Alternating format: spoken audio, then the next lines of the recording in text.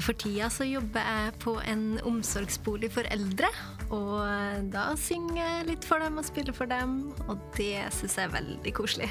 Vi må ha noe gåsehud-låt. Ja, jeg vil ha gåsehud. Den sangen jeg skal synge i dag, den er ganske spesiell for meg.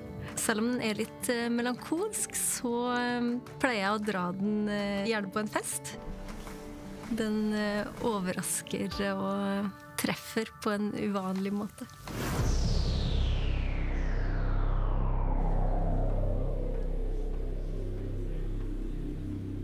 Nå ble jeg litt grann håpefull. Litt Disney. Her kommer neste deltaker. Hun må få en så høy poengsum som mulig, og over 69 hvis hun skal klare å slå Maren. Jeg tror det blir noe bra. Ja, se det. Åh, se så nydelig. Det må jo være helt sjukt å stå foran den veggen her.